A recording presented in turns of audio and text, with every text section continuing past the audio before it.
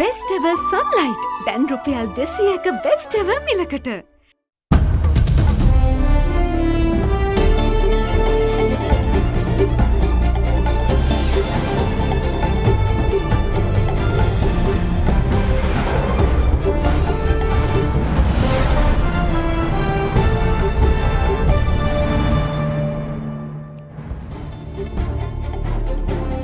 ආයිබෝවන් ඔබ එක්වන්නේ අද දෙරන මධ්‍යහන පුවත් විකාශය සමගින් ප්‍රථමයෙන් නවධානය පුවත් සිරස්තල වෙත.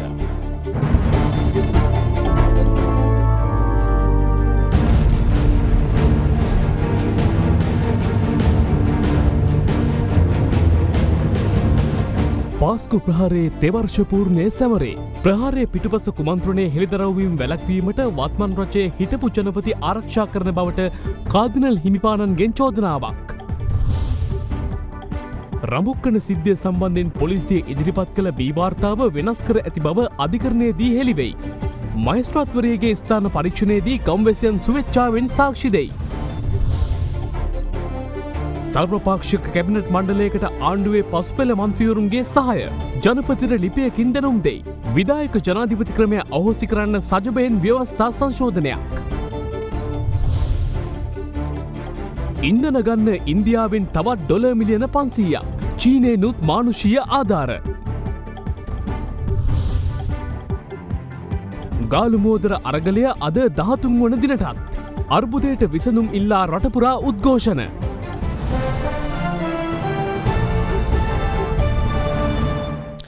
පාස්කු ප්‍රහාරය සම්බන්ධ චෝදනාවලින් හිටපු ජනාධිපතිවරයා ආරක්ෂා කිරීමට වත්මන් රජය කටයුතු කරන්නේ ප්‍රහාරයට තමන්ගේ ඇති සම්බන්ධයක් හෙළිදරව්වීම වැළැක්වීමට දැයි සැකයක් මතුවන බව අගරාධගුරු අතිඋතුම් මැල්කම් කාදිනල් රංජිත් හිමිපාණන් පවසනවා. උන්වහන්සේ මේ බව අවධාරණය කළේ අප්‍රේල් 21 ප්‍රහාරයට වසර 3ක් වෙනුවෙන් පැවැත් වූ ප්‍රධාන සැමරුම් වැඩසටහනට එක්වෙමින්.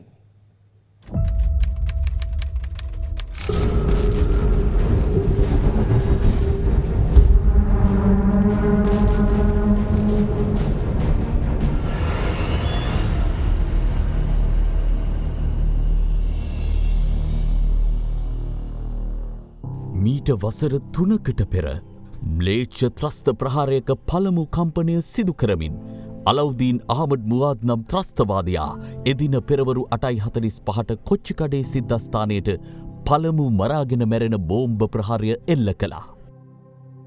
අගනුවර ප්‍රධාන පෙළේ දෙව්මැදුරක් එලෙස ලෙයින් තෙත්වන විට මීගමුව කටුවාපිටිය ශාන්ත සෙබස්තියන් දේවස්ථානයෙන්ද ඒහා සමාන පිපුරුම් හඬක් ඇසුනේ. අහිංසක මිනිසුන් 115 දෙනෙකුට දිවි අහිමි කරමින්.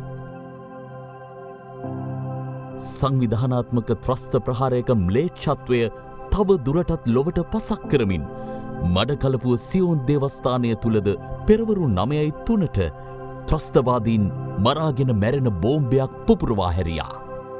ම්ලේච්ඡ ත්‍රස්තවාදීන්ගේ කිතුණු දේවස්ථාන ප්‍රහාර මාලාවේ තවත් ප්‍රධාන ඉලක්කයක් බවට අගනුවර තරුපන්තියේ හෝටල් කිහිපයක් පත්ව තිබුණා.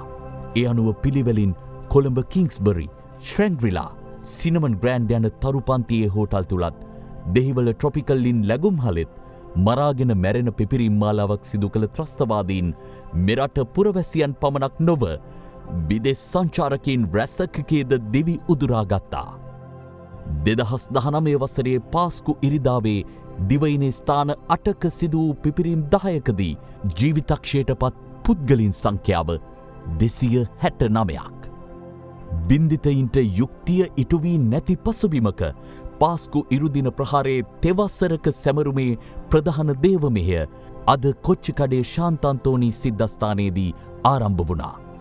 කොළඹ අගරාධගුරු අතිඋතුම් මැල්කම් කාදිනල් රංජිත් හිමිපාණන් සහ ශ්‍රී ලංකාවේ වතිකාන අපෝස්තලික තානාපති අතිඋතුම් බ්‍රයන් ඔඩයිගුවේ හිමිපාණන්ගේ ප්‍රධානත්වයෙන් පැවති මෙම සැමරුමට මහා සංඝරත්නය ප්‍රමුඛ සියලුම ආගමික නායකින් එක්ව සිටීම විශේෂත්වයක්. ඒ අනුව සැමරුම් වැඩසටහන ඇරඹුණේ පළමු බෝම්බ පිපිරීම සිදු වූ පෙරවරු 8:45ට ත්‍රස්ත ප්‍රහාරයේ වින්දිතයින් සිහි කිරීම වෙනුවෙන් මිනිත්තු 2ක නිශ්ශබ්දතාවයක් පවත්වමින්. සහරාන් ඇතුළු කණ්ඩායමේ අන්තවාදී නැඹුරුව ගැනද ප්‍රහාරයට පෙර දැනගෙන සිටියදී ඉන්දීය ඔත්තු සේවා ප්‍රහාරය ගැන 4 වතාවක් රහස් ඔත්තු සේවාවට දැනුම් දී තිබියදී ඔවුන් හිරබාරයට ගෙන ප්‍රශ්න කිරීමට ක්‍රියා නොකළේ මන්ද යන්නත් තවමත් විසඳුමක් නැති අභිරහසක් ලෙස අප ඉදිරියේ දිස් වෙනවා. තාජ් සමුද්‍රා හෝටලයේදී බෝම්බයක් පුරවා හැරීමට පැමිණි ජමීල් නැමැත්තා ගැන දැන සිටියා පමණක් නොව බෝම්බය දෙහිවල ට්‍රොපිකල් ඉන් හෝටලය තුල පුපුරවා ගන්නට ප්‍රථම ඔහු සොයා ඔහුගේ නිවසටම යාමටද හමුදා බුද්ධි අංශ ක්‍රියා කළ බව ජනාධිපති කොමිෂන් සභා වාර්තාවෙන් සනාථ වීමෙන්ද බුද්ධි අංශ මේ ප්‍රහාරය කළ අය ගැනද ප්‍රහාරයේ වතගොත ගැනද කලින් දැන සිටි බවට සනාථ වීමෙන්ද ඔවුන් මේ වළක්වා ගැනීමට කටයුතු නොකළේ ඇයිදැයි අපට බරපතල ප්‍රශ්නයක් මතුවෙලා තියෙනවා. ජනාධිපති කොමිසමේ වාර්තාව සඳහන් කරන ලෙස හිටපු ජනාධිපති සිරිසේන මහතා වනාත විල්ලුවේදී 2009 යුද්ධය අවසන් වීමෙන් පසු ශ්‍රී ලංකාව තුළ සොයාගනු ලැබූ විශාලතම පුපුරන ද්‍රව්‍ය ගබඩාව ගැන දැනුවත්ව සිටියදී ඒ ගැන ආරක්ෂක මණ්ඩලයෙන් විමසිය යුතු වුවත් එය නොකැඳවීම සහරාන් හෂීම් ඇතුළු කණ්ඩායම අත්අඩංගුවට ගන්නා ලෙස ඇතැම් නිලධාරීන් ඔහුගෙන් ඉල්ලා සිටියදී එහා මෙහා යන නයි රෙද්දාස්සේ දාගන්න එපා යනුවෙන් කියමින් ඒ අදහසට එකඟ නොවීමද ජනාධිපති කොමිෂන් සභා වාර්තාව තුල සඳහන් වෙනවා. වත්මන් රජය හිටපු ජනාධිපතිතුමන් ආරක්ෂා කරන්නේ රජයට සම්බන්ධ උසස් අය හරහා පාස්කු ප්‍රහාරයට Tamanගේ සම්බන්ධයක් එළිදරව්වේ යන බිය නිසා දැයි අප තුල යම් බරපතල සැකයක් මතුවී තිබෙනවා. පසුගිය රජයේ සමයේදී හිටපු පොලිස්පති පූජිත් ජයසුන්දර මහතා හා හිටපු ආරක්ෂක ලේකම් හේමශ්‍රී ප්‍රනාන්දු මහතාට විරුද්ධව පවරන ලද නඩුවේ රජයේ ප්‍රධාන සාක්ෂිකරුද ලෙස පාස්කු ප්‍රහාරය පිළිබඳ බරපතල චෝදනා එල්ල වී ඇති නිලන්ත ජයවර්ධන මහතා යොදා ගැනීමෙන්ද උසාවිය ඉදිරියේ එම නඩු කටයුත්ත හරියාකාරව මෙහෙයවීමට කටයුතු නොකිරීමෙන් විත්තිකරුවන් දෙදෙනා ගැන සුදුසු තීන්දුවක් ලබා දෙන්නට නොහැකි අයුරින් උසාවිය අසරණ කිරීම සඳහා නීතිපති දෙපාර්තමේන්තුව ක්‍රියා කළේ කාගේ උවමනාවකටදයි අපට පැනයක් මතුවෙනවා. එකල ආරක්ෂක ලේකම්ව සිටි හේමසිරි ප්‍රනාන්දු මහතා ඔව් අපි මේ ප්‍රහාරය ගැන දැන සිටියා. එහෙත් මේ තරම් දරුණු ප්‍රහාරයක් වේ යයි කියා සිතුවේ නැහැ. වදන් වලින් බරපතල ලෙස නොසලකා හැරීමක් කළ බව ප්‍රසිද්ධියේ පිළිගෙන තිබියදී ඔවුන් නිදොස් කොට නිදහස් කිරීම මියගිය අප සැදැහැවතුන්ට නීතිපති දෙපාර්තමේන්තුව හා රජය කළ අපහාසයක් ලෙස අපි සලකනවා. මේ දේශපාලන නායකයන්ට හා පොලිසියේද බුද්ධි අංශවලද උසස් තනතුරු දැරූ වගකිව යුතු නිලධාරීන්ට එරෙහිව ජනාධිපති කොමිෂම නිර්දේශ කර ඇති නඩු පැවරීම් සිදු නොකොට පවරා ඇති නඩුද දුර්වල ලෙස මෙහෙයවන්නට කටයුතු කරමින් නීතිපති දෙපාර්තමේන්තුව නීතියේ උත්තරීතරත්වය කෙලසන්නට කටයුතු කිරීම නින්දා සහගතයි. එලෙසම ඇතැම් පොලිස් නිලධාරීන්ට එරෙහිව විනය පරීක්ෂණ සිදු කරන්නේයි ජනාධිපති කොමිෂම විසින් නිර්දේශ කර තිබියදී එවැනි කිසිදු විනය පරීක්ෂණයක් නොකර ඔවුන්ට උසස් වීම ලබා දෙන්නට ක්‍රියා කළ වත්මන් පොලිස්පතිතුමන් පාස්කු ප්‍රහාරයේ අහිංසකයන්ගේ රුධීරයට වගකිව යුතු බව මම ප්‍රකාශ කරන්නට කැමැති. මේ ක්‍රියාදාමයේ පිටුපස සිටින්නේ මේ රටේ සියලුම බලතල Taman අතට ගෙන ඇති සුපිරි බලවතා නොවේදයි සැකයක් මෙහිදී අපට මතුවේ.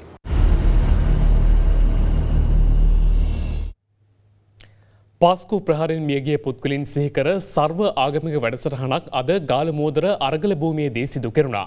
ජන අරගලය අද ක්‍රියාත්මක වන්නේ 13 වන දිනටයි.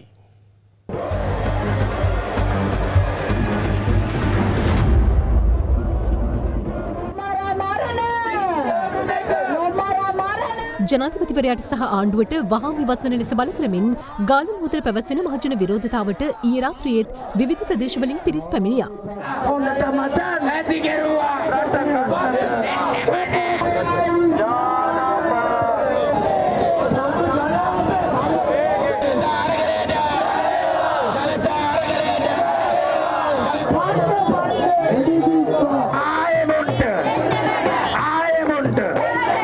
මේ අතර රඹුක්කන නොසන්සුන්තාවයේදී පොලිස් වෙඩි ප්‍රහාරයෙන් පුද්ගලයෙකු මිය යාම පිළිබඳව ආණ්ඩුවට සිය අප්‍රසාදය පළ කරමින් පිරිස එහිදී විරෝධතාවක නිරත වුණේ මෙලෙසින්.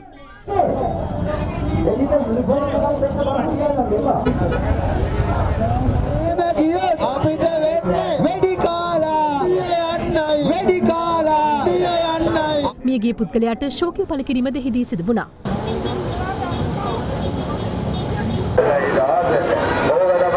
ඉතින් මේ හැමදේම අවබෝධ කරගන්න ඕනේ ප්‍රශ්න කැළඹිලා තියෙන ඔබේ මනස පස්සේ නිරවුල් මනසක් බවට පත් වෙන රජරාමගේ වංශයත් එක්කගෙන හදවතින් ප්‍රාර්ථනා කරනවා. 13 වෙනි දිනටත් අද පැවැත්වෙන ජනාර්ගලයට සහාය දැක්වීමට අදත් විවිධ පාර්ශ්ව පැමිණියා.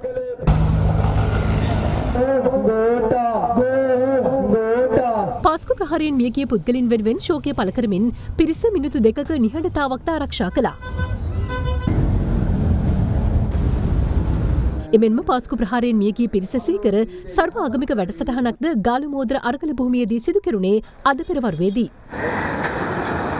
පාස්කු ප්‍රහාරයේ හෙලා තකිමින් කළුකොඩි ප්‍රදර්ශනය කිරීමද මෙහිදී සිදු වූ අතර තවත් පිරිසක් නිහඬ විරෝධතාවකද නිරත වුණා.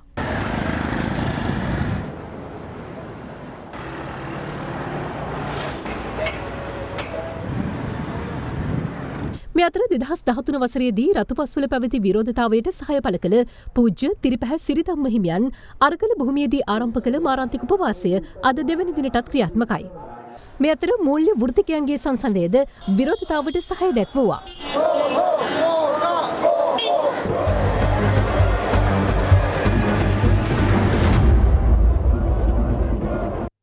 රමුක්කනදී පැවති මහජන විරෝධතාවය අතරතුරදී පොලිස් වෙඩිපහරින් පුද්ගලයෙකු මිය යාමේ සිද්ධිය පිළිබඳ නඩු විභාගය අද දහවල් යලි කැඳවීමට නියමිතව තිබෙනවා. මේ අතර ගැටුමත් සමග රමුක්කන පොලිස් බල ප්‍රදේශයට පනවා තිබූ පොලිස් ඇඳිරි නීතිය අද අලුයම 5ට ඉවත් කෙරුණා. රඹුක්කන ඉන්ධන පිරවුම් හලාසල පසුගිය 19 වැනිදා පැවති මහජන උද්ඝෝෂණයත් සමග ඇති වූ නොසන්සුන්තාව අතරතුර පොලිසිය සිදු කළ වෙඩිතැබීමෙන් පුද්ගලයෙකු මිය ගියා. එහිදී පොලිස් නිලධාරීන් 20 දෙනෙකු තුවාල ලැබූ අතර සිවිල් වැසියන් 13 දෙනෙකු තුවාල ලබා රෝහල්ගත කෙරුණා. සිද්ධිය සම්බන්ධයෙන් පොලිසිය බී වාර්තාවක් මගින් කෑගල්ල මහේස්ත්‍රාත් අධිකරණයට කරුණු ඉදිරිපත් කළ අතර කෑගල්ල මහේස්ත්‍රාත් වාසනා නවරත්න මහත්මිය ඊයේ පස්වරුවේ ගැටුම් හටගත් ඉන්ධන පිරවුම් හල ආශ්‍රිත ප්‍රදේශයේ ස්ථානීය පරීක්ෂණයක් සිදු කළා. එම අවස්ථාවට නීතිඥයින් විශාල පිරිසක් එක්ව සිටියා. සිද්ධි මාලාවේ විවිධ අවස්ථා ඇසින් දුටුවන් කිහිප දෙනෙකු මහේස්ත්‍රාත්වරියට ස්විච්චාවෙන්ම ඉදිරිපත් වී ප්‍රකාශ ලබා දෙනු දක්නට ලැබුණා. ඇසින් දුටු කියලා කවුද කෙනා කියලා පෙන්වන්නේ. මරපුස් කෙනා වෙඩි තියනවා ටෙස්ට් එක දැක්ක නිලධාරියා ගෙදරක් දාන්න. ඒක මං කවුද කිව්ද මන්ද කියලා කියන්නේ. ඒ ආපෙක් නිලධාරියෙක් අපිට තර්ජනාත්මක දැන් දේවල් කිව්වා. තර්ජනාත්මකව කිව්වා ලොකු විදියට හැදිරෙන්න පාට එයා බෙක නිලධාරියෙක්. නිලධාරියා දුටුවත් අමර ගන්න. දැන් එනකොටත් එයා පිටිපස්සෙන් රාජකාරී නිලහනවා බයිසිකල්. එහිදී පැමිණ සිටි පොලිස් නිලධාරීන් සහ නීතිඥයින් අතර උණුසුම් වචන හුවමාරුවක්ද සිදු වුණා. මේ නිලධාරියා නෑ අඳුරගෙන ඉවරයි නේද? අඳුරගෙන ඉවරයි. එල්ලලා ගහුව පස්සේ ඔබතුමා මේ එක්කන් ඉන්න ඔබතුමා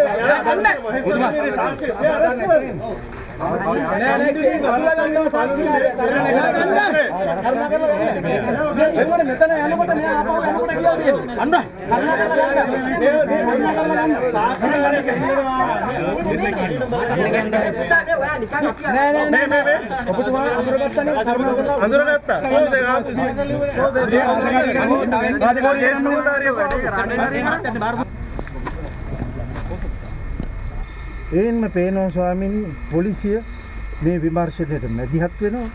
මේ විමර්ශනය වෙනත් යවන්න හදනවා. අධිකරණයත් නොමග යවන්න ප්‍රයත්න දරුවා කියලා පෙනී යනවා. පැය 5කට ආසන්න කාලයක් ස්ථානීය පරීක්ෂණය සිදු කිරීමෙන් අනතුරුව මහේස්ත්‍රාත්වරිය මියගිය පුද්ගලයාගේ සිරුර පරීක්ෂා කිරීමට රෝහල වෙත පැමිණියා. රාත්‍රී 9ට පමණ අධිකරණ පරිශ්‍රය වෙත පැමිණි මහේස්ත්‍රාත්වරිය සිද්ධිය පිළිබඳ නඩුව කැඳවූ අතර අගතියටපත් පාර්ශවය වෙනුවෙන් නීතිඥයින් 107 දෙනෙකු පෙනී සිටීම විශේෂත්වයක් වුණා. එහිදී පොලිසිය අධිකරණයට ඉදිරිපත් කළ බී වාර්තාවේ කරුණු කිහිපයක් ටිපෙක්ස් යොදා මකා තම ඇති බවට මහේස්ත්‍රාත්වරියගේ නිරීක්ෂණයට ලක් වී තිබෙනවා.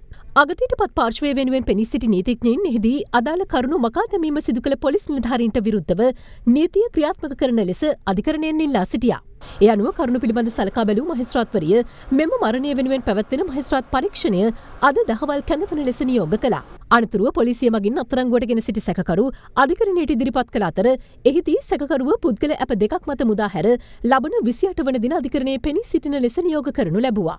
පොලිසිය විසින් මුල් අවස්ථාවේදී සාමාන්‍ය කරුණු වාර්තාවක් කරන විදියට AR වාර්තාවකින් ගනු කරා මහේස්ත්‍රාත්තුමිය සම්බන්ධයෙන් දොස් පැවරුවා පොලිසියට මෙතන අපරාධයක් වෙලා තියෙනවා ඒ නිසා කරුණා කරලා ඒ අපරාධයක් වෙලා තියෙන නිසා B වාර්තාවකින් කරුණු වාර්තා කරන්න කියලා. ඒ ඊටමත් සූක්ෂම ලෙස පොලිසිය කරපු ක්‍රියාවක්. මොකද බී වාර්තාවක් ගොනු කරන අවස්ථාවකදී ඒ අපරාධය විස්තර කරලා අපරාධයට අදාළ සැකකරුවන් සහ අපරාධකරු සම්බන්ධ පුද්ගලයන් පිළිබඳ විස්තරයක් කිය යුතුයි. නමුත් කරු මහේස්ත්‍රාත්තුමිය මේ සම්බන්ධයෙන් වහාම බී වාර්තාවක් රැගෙන එන්න කියලා නියෝග කර අතරතුරේ තමයි ස්ථාන පරීක්ෂාවක් කරේ. ඒ අතරතුරේදී ඒ වාර්තාවේ යම් වෙනසක් කරලා තියෙන බවට ගරු මහේස්ත්‍රාත්තුමියගේ අවධානයට යොමු වුණා. ඒ සම්බන්ධයෙන්ුත් ගරු මහේස්ත්‍රාත්තුමිය විසින් ඒ නීතිපතිවරයාගෙන් උපදෙස් අරගෙන නඩු පැවරීමට කටයුතු කිරීමට නියෝගයක් ලබා දුන්නා. මේ අතර ඇදිරි නීතිය පනවා තිබූ රඹුක්කන පොලිස් බල ප්‍රදේශයේ හිරිවටුන්න ප්‍රදේශයේ ඊයේ රාත්‍රියේ කිසියම් පිරිසක් ටයර් පුලුස්සා දමා තිබූ අයුරුයි මේ.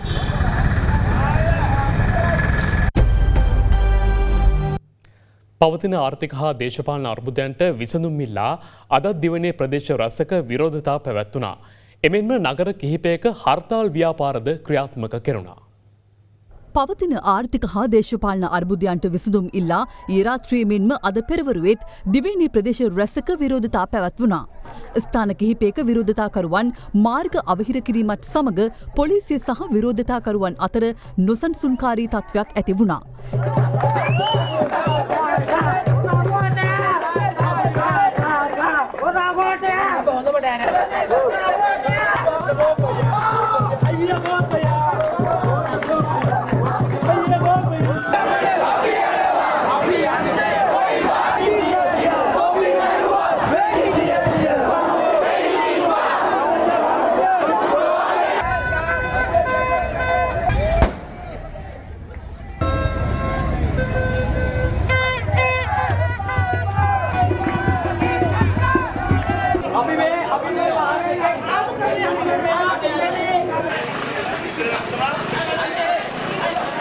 बाइक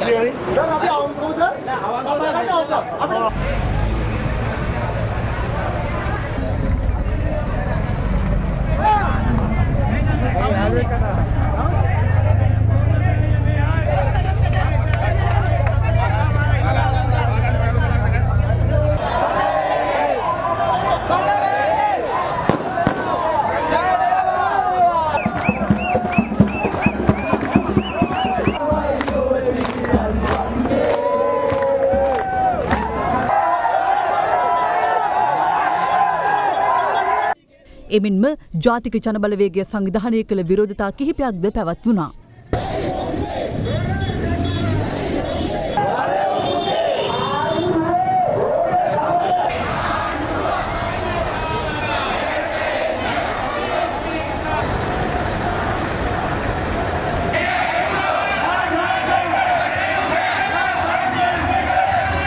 මේ අතර පවතින ආර්ථික හා දේශපාලන අර්බුදයන්ට විසඳුම් ඉල්ලා සහ රඹුක්කනදී විරෝධතාවයක් අතරතුර පොලිස් වෙඩිපහරින් මියගිය පුද්ගලයාට සාධාරණය ඉල්ලා අම්බලන්තොට නගරයේ හර්තාල් ව්‍යාපාරයක් පැවැත්වුණා.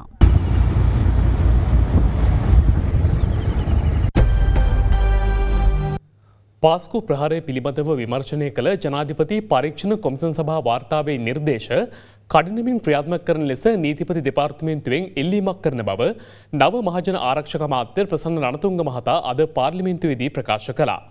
මේ අතර පාස්කු ප්‍රහාරයෙන් විපතටපත් වූවන්ට ශෝකය පළ කරමින් පාර්ලිමේන්තු මන්ත්‍රීවරුන් අද සභාවේදී විනාඩියක නිශ්ශබ්දතාවයක් ආරක්ෂා කළා. මේ පාස්කු ප්‍රහාරය සිදුවීමක් සිද්ධ වුණා. ඒ සම්බන්ධව මේ වෙනකොට අත්අඩංගුවට අරන් තියෙන ප්‍රමාණය 735ක්. දැනට රක්ෂිත බන්ධනාගාරයේ 196 දෙනෙක් ඉන්නවා. රැඳවුම් නියෝග මත සිටින ප්‍රමාණය 19යි. පරීක්ෂණ අවසන් කර චෝදනා ගොනු කර ප්‍රමාණය 81යි. අපමණ නිදහස් කර ප්‍රමාණය 453යි. ඇති විශේෂ ත්‍රිපුද්ගල මහාධිකරණවලදී චෝදනා 25753කට නඩු 27ක් පැවරීමට කටයුතු කරලා තියෙනවා. ඝාතකින් හා සංවිධාන සම්බන්ධයෙන් ලක්ෂ 3650ක් වටනා ඉඩම් ගොඩනැගිලි වාහන හා රුපියල් ලක්ෂ 1680ක් වටිනා රත්තරන් බඩු රාජසන්තක කර තියෙනවා. ජනාධිපති කොමිෂන් වාර්තාව ඒකේ නිර්දේශ මේ වෙනකොට පාර්ලිමේන්තුවට ඉදිරිපත් කරලා තියෙනවා. මම අද උදේත් ලිපියක් සකස් කරෙව්වා නීතිපති දෙපාර්තමේන්තුවට යොමු කරන්න මේ ජනාධිපති කොමිෂන් වාර්තාවේ නිර්දේශ කඩිනමින් ක්‍රියාත්මක කරන්න කටයුතු කරන්න කියන එක ඉල්ලීමක් ඇටින්. මොකද අපිට පුළුවන් කමක් නැහැ අධිකරණයට බලපෑමක් කරන්න අපි කරන්නේත් නැහැ. නීතිපති දෙපාර්තමේන්තුව හරහා මේ කටයුතු සිද්ධ වෙන්න ඕනි. වගකීමෙන් කියනවා ගරු කතානායකතුමනි මේ පාස්කු ප්‍රහාරේ මේකට මුහුණ පාන්න තිබු සියලු දෙනා වෙනුවෙන් එයාට සාධාරණ ඉටු කරන්න මම අපේ ආණ්ඩුවත් කටයුතු කරනවා කියන එක මතක් කරන්න ඕනේ. මම යෝජනාවක් කරනවා ඉතාමත්ම සංවේදීව අපි විනාඩියක බැරි නම් තප්පර 30ක හරි අපි නිශ්ශබ්දතාවයක් පළ කරලා ප්‍රහාරයෙන් ඒ ත්‍රස්ත ප්‍රහාරයෙන් ඒ ම්ලේච්ඡ ප්‍රහාරයෙන් මියගිය සියලු දෙනාටම අපේ ගෞරවය ප්‍රණාමය පුද කරමු. මම මෙහෙම යෝජනා කරනවා. ඒ අනුව පාස්කු ප්‍රහාරයෙන් විපතට පත් වූවන්ට ශෝකය පළ කරමින් පාර්ලිමේන්තු මන්ත්‍රීවරුන් විසින් විනාඩියක නිශ්ශබ්දතාවය පවත්වනු ලැබුවා. අපි මේ අවස්ථාවේ අතියුතුම් කාඩිනල් මැල්කම් රංජිත් ගෞරවනීය එතුමාට ලිඛිතව ප්‍රතිඥාවක් ලබා දෙනවද දවසේ මේ පාස්කු ප්‍රහාරයේ මහමොලකරුවන් එයට සම්බන්ධ සියලුම කණ්ඩායම් විනිවිද භාවයෙන් යුක්ත වූ ස්වාධීන පරීක්ෂණයක් කරහා අනිවාර්යෙන්ම අපරාධකරුවන් නීතිය හමුවට ගෙනෙනවා පමණක් නෙවෙයි අපි ලබා දිය යුතු ඉහළම දඬුවම ලබා දෙන්නට අපි පක්ෂයක් හැටියට සංධානයක් හැටියට ප්‍රසිද්ධව ලිඛිතව කරු මැල්කම් රංජිත් මැතිතුමාට මේක ලිඛිතව ලබා දෙනවා. මේ අතර ආණ්ඩුක්‍රම ව්‍යවස්ථාවට අදාළව නව සංශෝධනය සඳහා යෝජනා ඇතුළත් කෙටුම්පත අද පෙරවරුවේ විපක්ෂ නායක කාර්යාලයේදී විපක්ෂ නායක සජිත් ප්‍රේමදාස මහතා විසින් පක්ෂ මහලේකම් රංජිත් මද්දුම් බණ්ඩාර මහතා වෙත බාර දෙනු ලැබුවා. පසුව පක්ෂ මහලේකම්වරයා එය කතානායකවරයා වෙත බාර දීම සිදු කළා.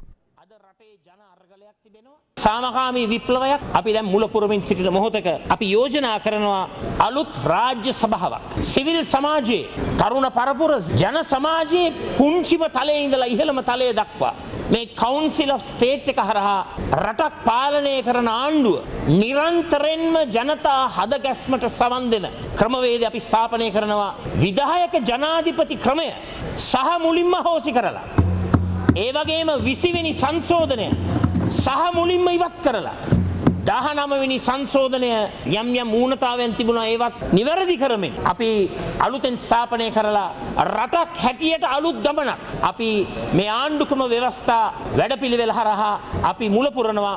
කරුණා කරලා 225කගේම අනුමැතිය ලැබේවා කියා පතමින් විධායක ජනාධිපති ධූරය අහෝසි කිරීම සංවරණ හා තුලන ක්‍රමවේදයට අදාළව ත්‍රිපාර්ශ්ව බලය බෙදා හැරීමට අදාළ සංශෝධනය 20 වෙනි සංශෝධනය ඉවත් කිරීම ස්වාධීන කමිෂන් සභා ස්ථාපිත කිරීම ජාතික ආරක්ෂක කවුන්සිලයක් ඇති කිරීම වැනි ප්‍රජාතන්ත්‍රවාදී ලක්ෂණ රැසකින් එම කෙටුම්පත සමන්විත බව සමගි ජනබලවේගය පවසනවා.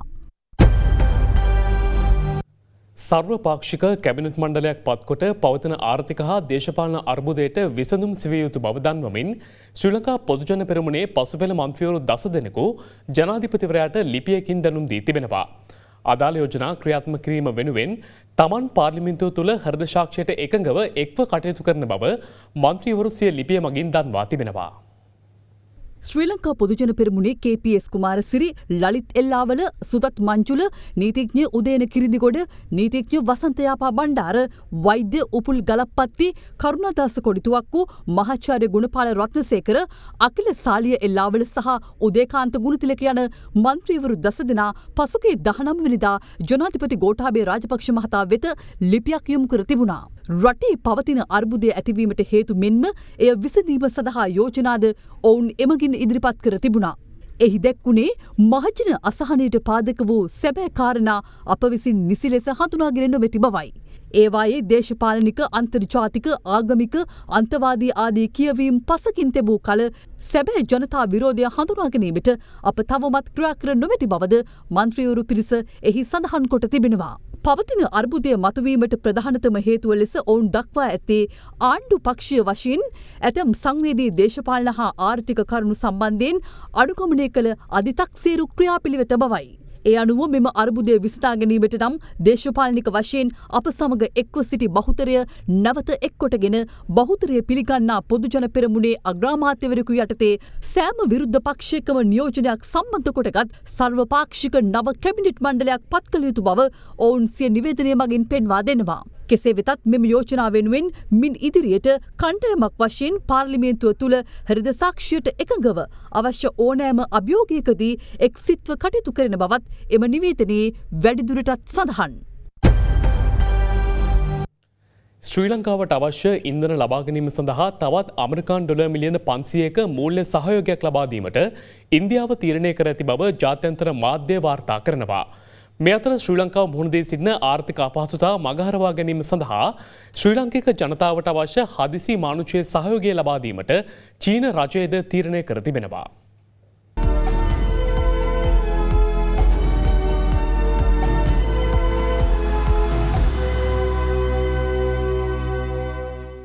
ශ්‍රී ලංකාවට අවශ්‍ය ඉන්ධන ලබා ගැනීම සඳහා තවත් අමරිකානු ඩොලර් මිලියන 500ක මූල්‍ය සහයෝගයක් ලබා දීමට ඉන්දියාව තීරණය කර ඇති බව විදේශ අමාත්‍ය මහාචාර්ය ජේ.එල්. පීරිස් මහතා උපුටා දක්වමින් රොයිටර්ස් පුවත් සේවය වාර්තා කරනවා. එමෙන්ම අමරිකානු ඩොලර් මිලියන 450ක මුදල් හුවමාරු පහසුකම් පියවා ගැනීම කල් දමමින් පවතින අපහසු අවස්ථාවේදී ශ්‍රී ලංකාවට සහාය දීමට බංග්ලාදේශය තීරණය කර ඇති බවද විදේශ අමාත්‍යවරයා ප්‍රකාශ කර තිබෙනවා. ජාත්‍යන්තර මූල්‍ය අරමුදලේ මූල්‍ය සහයෝගය ලබා ගැනීමට තවත් මාස 6ක් පමණ ගත වනු ඇති අතර අතර කාලයේදී ශ්‍රී ලාංකික ජනතාවට අවශ්‍ය අත්‍යවශ්‍ය භාණ්ඩ සපයා ගැනීම සඳහා ශ්‍රී ලංකාවට වෙනත් මාර්ගවලින් මුදල් සොයා ගැනීමට සිදුවන බවද විදේශ අමාත්‍යවරයා පැවසුවේ යයි රොයිටර්ස් වාර්තාවේ සඳහන්. එමෙන්ම ශ්‍රී ලංකාවට මූල්‍ය ආධාර කඩිනමින් සැපයීමට හැකි සෑම පියවරක්ම ගන්නයි ඉන්දියාව පසුගිය අඟහරුවාදා ජාත්‍යන්තර මූල්‍ය අරමුදලට ඉල්ලීමක් කර සිටියා.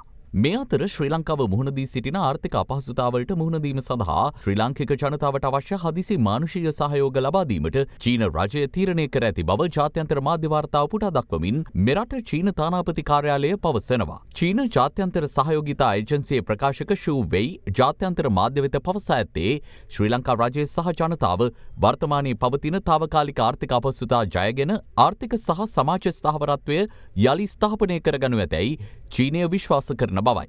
ලබා දෙන ආධාර සම්බන්ධයෙන් සවිස්තරාත්මක තොරතුරු එළඹෙන දින කිහිපයේදී නිවේදනය කරනු ඇති බව සඳහන්. ලයිෆ් බොයි ෂැම්පූල ඇති කිරි ප්‍රෝටින් සහ මල්ටිවිටමින් හිසකෙස් මුල සිට පෝෂණය කර ශක්තිමත් කරයි. වසරකට මිලියන ගණන් ලාභ උපයන ශ්‍රී ලංකා ගොඩනැගිලි ද්‍රව්‍ය සංස්ථාවේ පරිගණක මෘදුකාංග මැකී යාමෙන් 2016න් පසු කිසිදු මූල්‍ය ප්‍රකාශන වාර්තාවක් සකස් කර නොමැති බව කෝප් කමිටුවේදී අනාවරණය වුණා. කමිටු සභාපතිවරයා පවසන්නේ මේ සම්බන්ධයෙන් කඩිනමින් අපරාධ පරීක්ෂණ දෙපාර්තමේන්තුවට පරීක්ෂණයක් ගොනු කරන ලෙසයි. 2015-2016 විගණන වලින් පසුව කිසිම ෆයිනෑන්ෂල් ඩොකියුමන්ට් එකක් මේ ආයතනේ නැහැ කියලා. ඔන්ලයින් උත් නැති වෙලා පේපර් ඩොකියුමන්ට්ස් උත් නැති වුණා කියලා තමයි මේක රිපෝට් වෙලා තියෙන්නේ. මේ ආයතනයක් හැදෙව්වා. ගිණුම් මිල්ලපුවාම එකක්වත් ගිණුම් දෙන්න ඒකට හැකියාවක් තිබුණේ නැහැ. අඩු ගානේ මන්ත්ලි මැනේජ්මන්ට් එකක්වත් හදලා තිබුණේ නැහැ. ෆයිනෑන්ස් මැනේජර් ඔබතුමිය මේකේ කොහොමද accounts කරන්නේ? 2016 ඔඩිට් රිපෝට් එක අපිට හම්බුනේ 2021 අන්තිම වෙනකොට තමයි. 2017 18 19 අවුරුදු වල unaudited accounts තියනවද? නෑ. සිස්ටම් වෛරස් එකක් ඇවිල්ලා ඒගොල්ලෝ එන්ටර් කරපු BMC එක එන්ටර් කරපු ඩීටේල් කොම ලොස් වෙලා තියෙනවා. ඉතින් ෆිල් කරපු නිකන් ෂීට්ස් වත් නැද්ද? ෂීට්ස් උත් නැහැ. මුලින් ඉඳන් හැමදේම 1 by 1 එන්ටර් කරගෙන තමයි දැන් මේ හදාගෙන යන්නේ. අපි 2016 මිලියන 708ක ට්‍රාන්සැක්ෂන්ස් වෙලා තියෙනවානේ. කියන්නේ ටර්න් ඕවර් එක ගත්තොත්. එතකොට 17 18 19 මිලියන 600 700 800 ට්‍රාන්සැක්ෂන් එකක් තියෙන්න ඕන. උණගේ ද්‍රව්‍ය සංස්ථාවේ 2016න් පස්සේ කිසිම ඔඩිටඩ් account එකක් හදලා නැති නිසා ඒක නිසා අපි ප්‍රධාන ගණන්දිම නිලධාරීට නියෝග කරලා තියෙනවායි කියලා මේක සම්බන්ධව අපරාධ පරීක්ෂණ දෙපාර්තමේන්තුවේ පරීක්ෂණයක් දාන්න. ඒත් සමගින් මධ්‍යහන පුවත් විකාශය නිමාවට පත්වනවා. ඔබට සුබ දවසක්.